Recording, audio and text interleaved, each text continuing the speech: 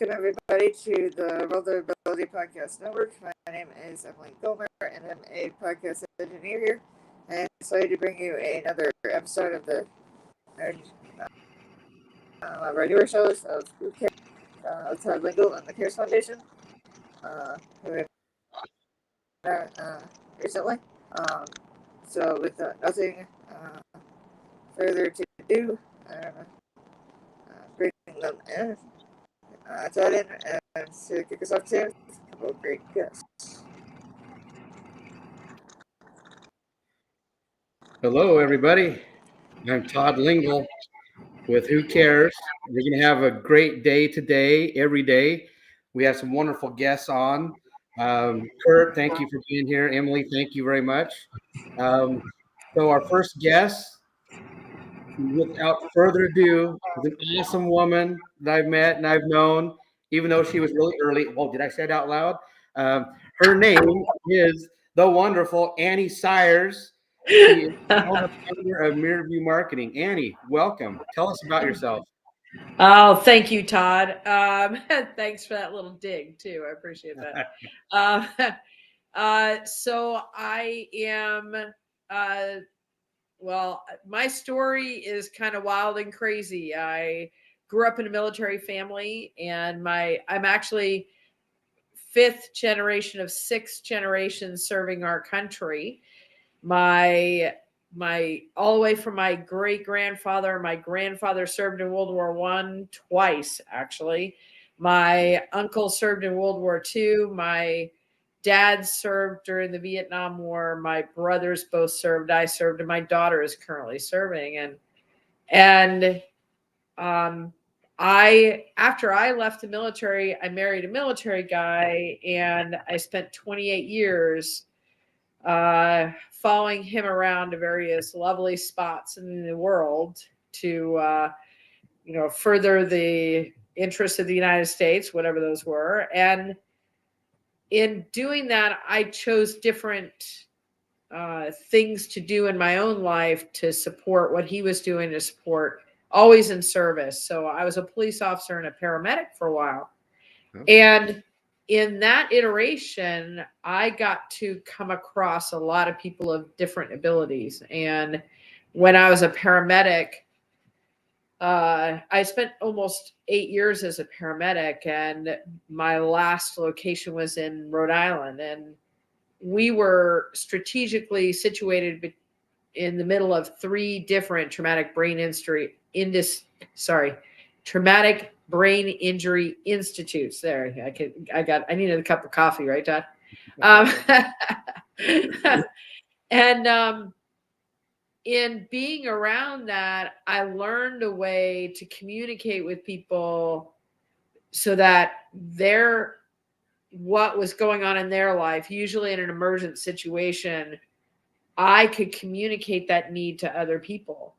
And in dealing with people with traumatic brain injuries, you get a whole gamut of abilities.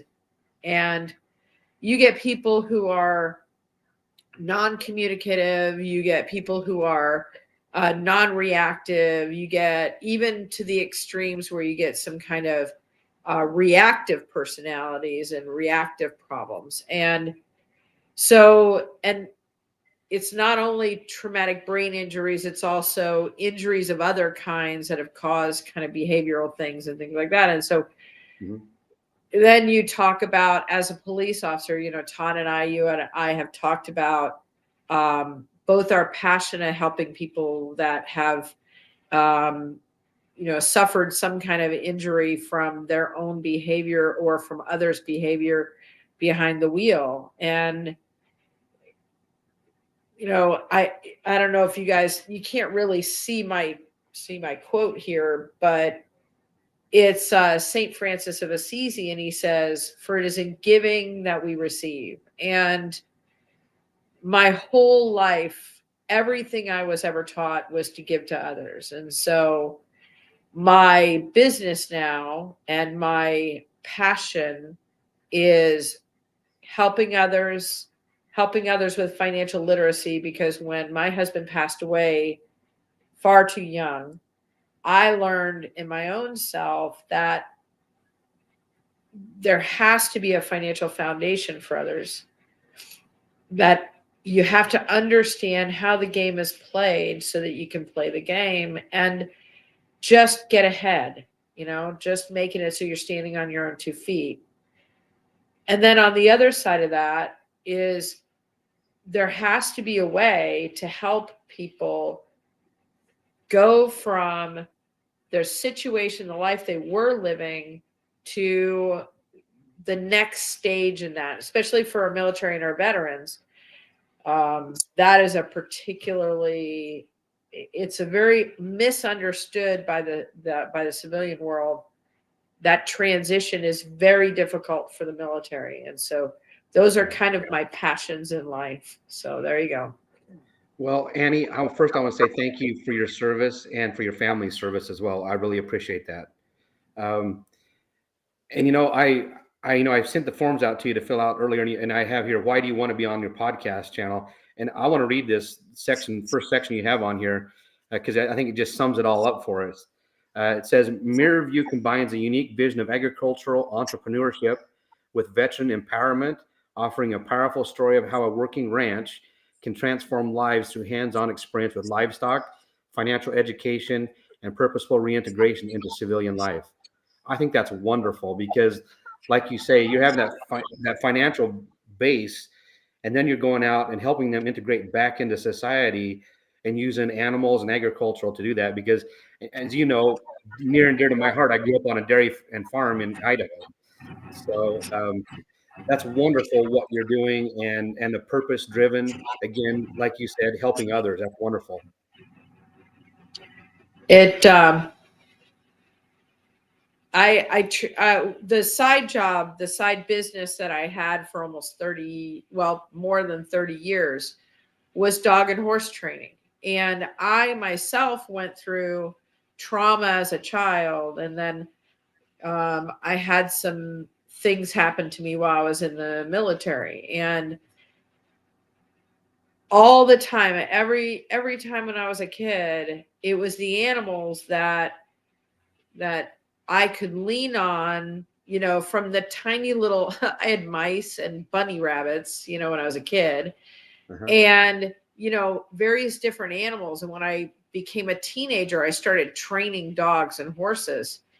And the more I learned, the better I could communicate with them, the better I felt inside, the more stable that I was. And it's played out. You can see it in groups like the prisoners who train horses and the, pit bulls for parolees and all these different things. There's something, and I don't remember who said it. There's something good. Oh, Winston Churchill. There is something about the outside of a horse that is good for the inside of a man.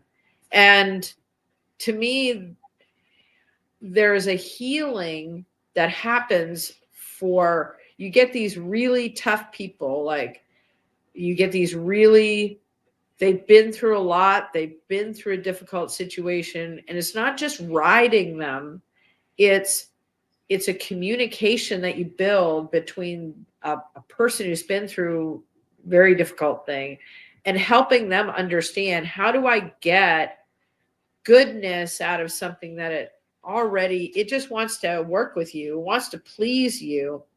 And how do you bring it out of sometimes bad situations? You rescue a horse or you rescue a dog. And, I trained dogs for like 35 years. Okay. And I told people, and I'll tell you, I've trained hundreds and hundreds of dogs, and I've only met one dog ever that could not be trained. And I've seen dogs that were doing some terrible, terrible things, and they were just reacting to the program that they had been given. And I think people are like that too. I think that if you can take somebody who has been forged as a tool for the U.S. military that is now discarded, the military firmly says, yeah, it's shocking how badly the government treats this thing that they have put so much time and effort into, and then just discard them. And it's so hard on that person because they're trained for such a specific thing, and your mental state is such that I am the tip of the spear. I may not be the gun, but I'm the one holding that, and I am the protection for my family, and I'm the foundation for my family. And if I don't do it, no one else can. And if I'm not there, no one else is going to be there for them. And or my buddies, or whoever they attach to. And so then you take this person and they've been discarded. Well, you're not useful anymore. You're not a knife anymore, so we're going to throw you away. And it's very hard for those guys as they transition to pick up a purpose in life that is as strong as the one they just left. And this is not a political statement at all. When the government treats them without the worth that they truly are, that makes them feel even worse. And I'm talking about the situations that have happened around them. The thing about Afghanistan, and this is not, again, not a political statement. It's just a lot of the guys who were there, they came out and they go, well, then why were we there? Why did my best friend die? And if you can't have a good answer for that, that person is now going to be considering suicide. And for a while, there was a conversation about 22 a day. And after the Afghan withdrawal, I firmly believe, and the VA is not talking about it, but I think the number's doubled. I think it's more like 44 a day now. And when you look at that and you understand that it's that hopelessness, how do you give those people hope? How do you give them a voice?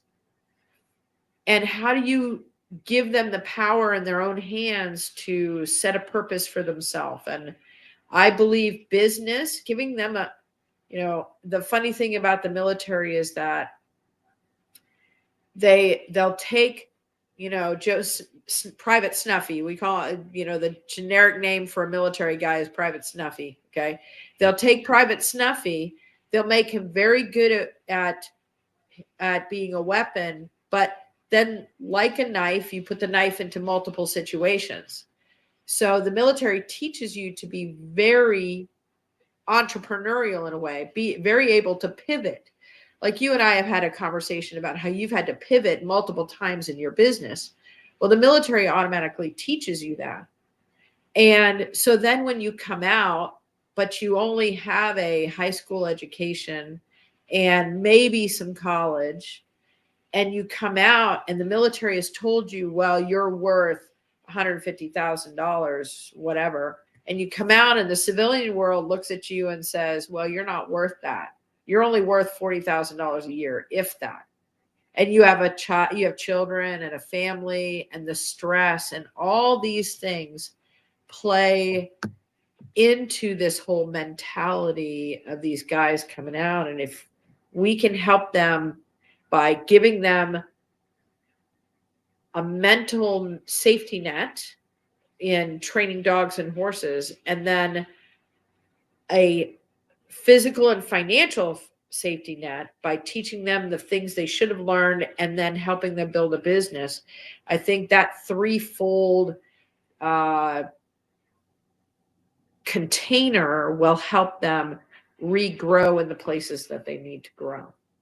So there you go. That's like the whole overarching vision there. So no, that's awesome. And, because as I'm 52, but my dad was in Vietnam, a portion of Vietnam. And, I just hear him when he tells the veterans coming back that nobody even cared. So, thankful for what you're doing and what is out there for the veterans, and what Kurt's doing for the veterans as well and disabled. So that's a wonderful thing. Kurt, do you have anything to add in?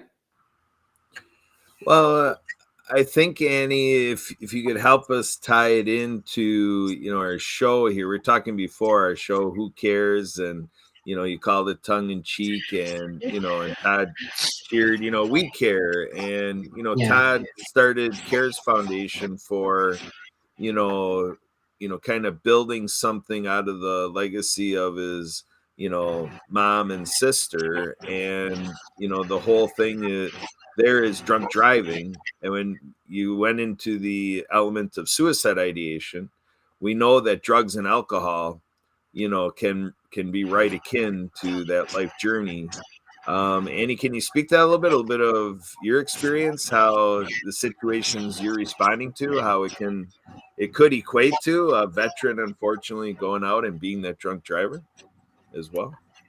Well, it speaks very much to the idea of worthlessness and worthfulness, right? Like in the military, you are trained, you're honed, even if you're a paper pusher, some guy writing, DD 214s or whatever in the back office, he still is built as the guy who is part of the spear. We're the protection for our family, and everybody has their important part. And nobody is more important than anyone else. And most of the hierarchy knows this. You talk to a general or colonel, he knows he wouldn't have his battalion if he didn't have every one of those guys. And each one of those men is doing an important job. So there's this a feeling of camaraderie, a feeling of togetherness, and a very, very strong shared purpose. And so you have a giant machine and every piece is critical. And then you pull one piece out and replace it. And that piece, that person is now, but wait, I was so important. I was critical to the workings of this. Now you're telling me I'm not. And very often it's totally taking the foundation of their strength away. Now, my husband had brain cancer, and brain cancer in a way is very much like when you leave the military, because it emasculates you in a way. You have no control over your health. You have no control over this situation. And men, you're in the military, everything is under your control. Even if it isn't, it is. And so now you've taken all that away. You've taken away this foundation, and they're looking for a way to fill that foundation. And it's going and doing things. It's doing the drugs. So it starts. And for the military, you voluntarily abuse yourself a little bit. Like, I was in basic training and I had pneumonia, and I ran on pneumonic lungs for 2 weeks, because it's expected of you to push yourself a little harder. So that falls back when you get out later. Now you have knee damage and back damage, and you have all this stuff. And so you get your 100% rating. But the first trigger that the military doctors give you is, let me give you painkiller. It happened to me. And that was the first thing. They were like, well, there's not much we can do. Here's your painkiller. And I was like, I can't accept that as my future forever. And so that's a very slippery slope. You go down, you start with one painkiller, and eventually your body doesn't quite, it absorbs it. Now you need more. And then you need, well, you can't exercise. You can't be healthy. So other things start falling apart, and it becomes this domino effect of loss of usefulness, attitude, in pain. Chronic pain is a terrible thing, and it just keeps going down and down. And so these guys they're looking for the answer that they don't have anymore. They're looking for something to fill that void. How do I stop being in pain? How do I feel purpose? How do I feel better about what's up here and what's in here? And what do I do to do that? And a lot of them fall into drugs and alcohol. And so that becomes its own major danger, because typical military, we all estimate our abilities, right? And so having been on the other side of that, it only takes one drink. And people don't realize that. They definitely, absolutely overestimate their abilities, and they get out on the road. And I had family members who did that, and thank God none of them hurt anybody, but we knew it was only a matter of time, and we begged. And that's the other thing. The family members have no control over it. So the wife, the kids, they have no say in it. And, so it's almost like you have to stop the flood before it becomes a flood. Give them help when they need the help, but also prevent the problem before it becomes a problem. So that's part of what I'm trying to do. Yeah, no, for sure. And again, you're doing great work. I commend you for that fully. Thank you. You're welcome. And it kind of, excuse me, we're all tied together. And Molly is here with us as well. You're doing your veteran stuff, and they could get into that where they need the alcohol and the drugs to kind of mute what's going on, and kind of leads into where my mom and sister were killed by a drunk driver and what we do at CARES Foundation. And then it leads us into Molly and what she's doing. And Molly, tell us a little bit about what your thoughts on what Annie was talking about. Well, I think that's really helpful and can mean a lot for society. Okay, great. So I know we haven't introduced you very well. This is Molly Welch, and she has a nonprofit called A Second Later. And Molly, why don't you tell us just a little bit about what you're doing? Sure. So 16 years ago, I drove head on with a pickup truck, and I sustained traumatic brain injury, and I was in a coma, minimally conscious, went from a bed to a wheelchair to a walker to a cane, and after years of physical, speech, and occupational therapy, I worked for a social media company, and that was all good because it was like my major of journalism. But the only problem was we had all day and I had no social interaction. So I started to get an idea. I started to think, why not use my experiences to help others not have to deal with all this pain and suffering I did. So I took Uber to Starbucks one day, and I started to have a conversation with the business owner, and he helped me create a public service announcement. He also helped me create a nonprofit motivational speaking company. They are both called A Second Later, and so far I've spoken on TEDx, to the legislation of Georgia, to many high schools, driving schools, nonprofits, and clubs.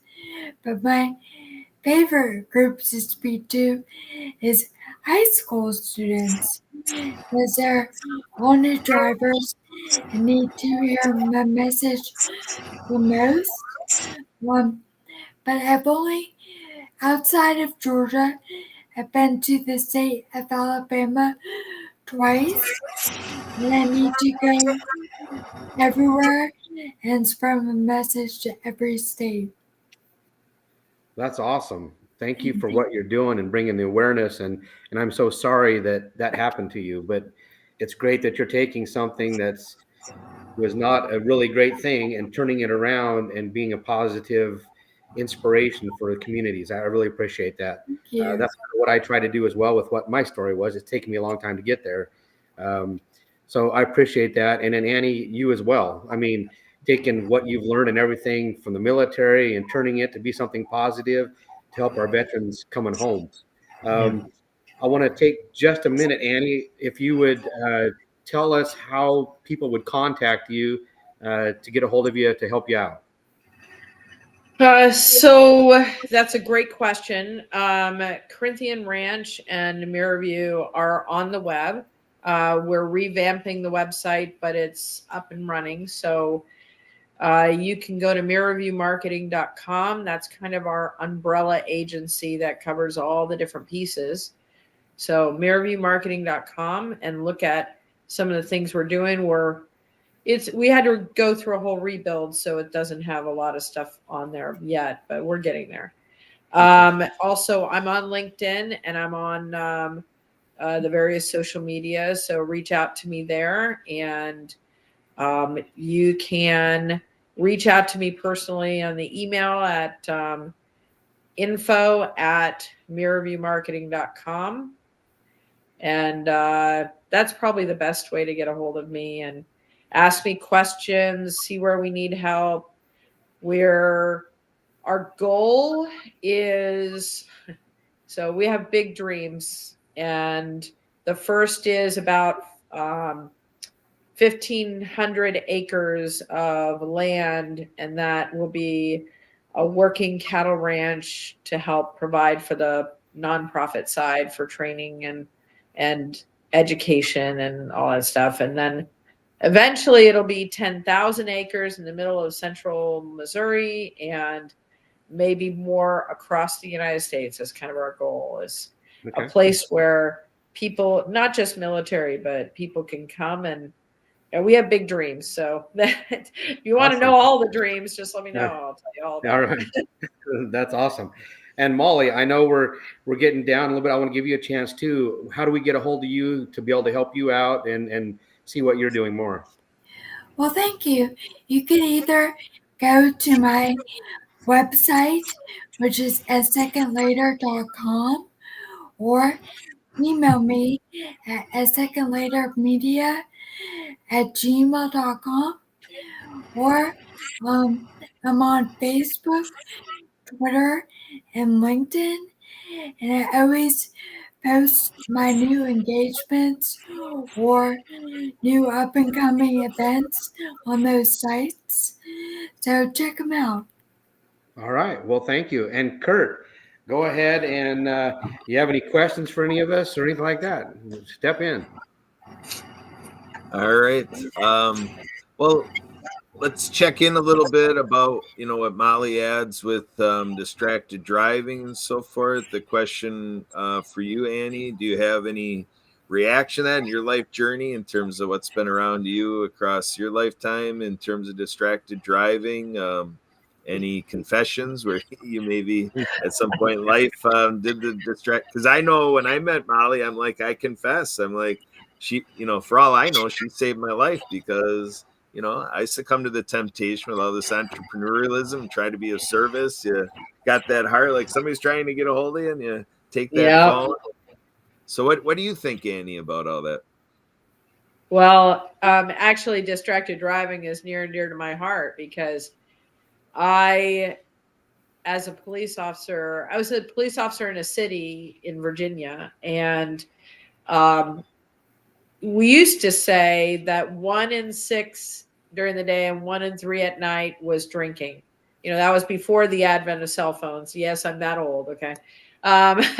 So now there's so many distractions that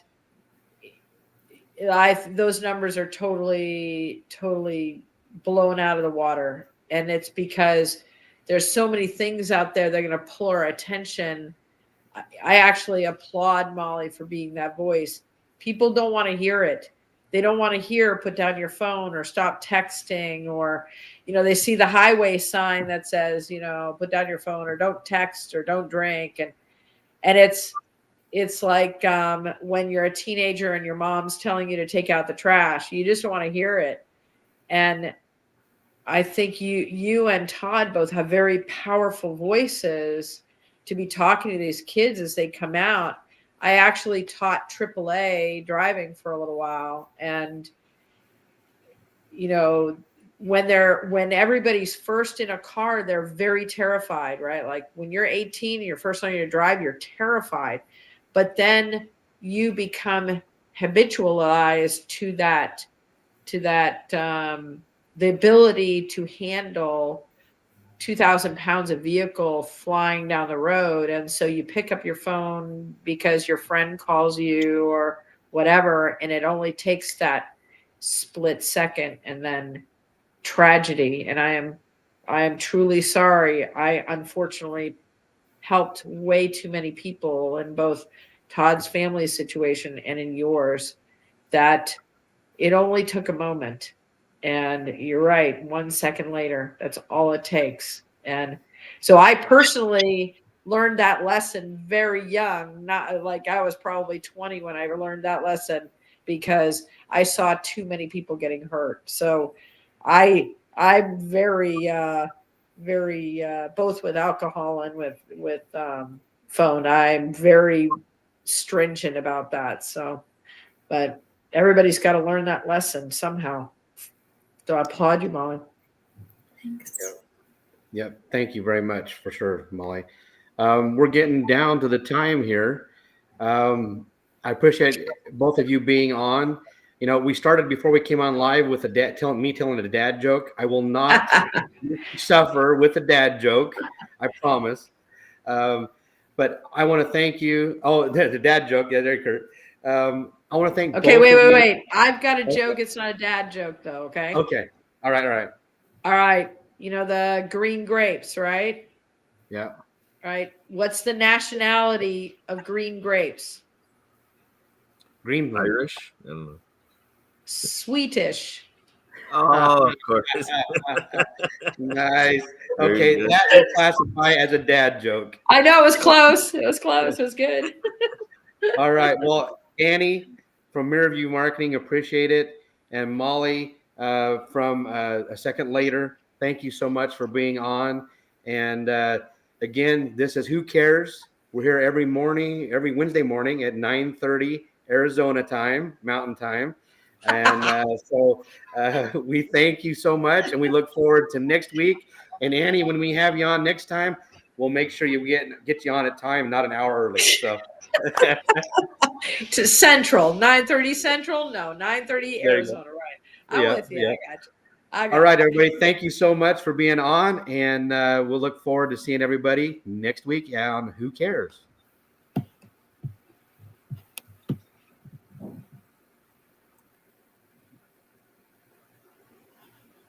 That was awesome.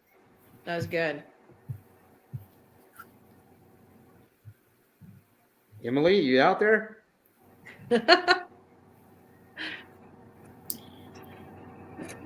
Should I go? Hang on 1 second. We're still live. Once we go off live, we'll chat for a second.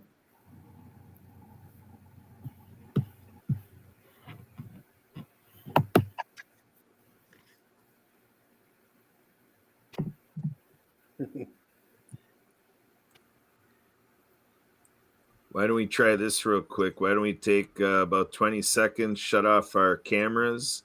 Maybe she's got something where she doesn't have sound or something. But if we turn our cameras off, that might cue her.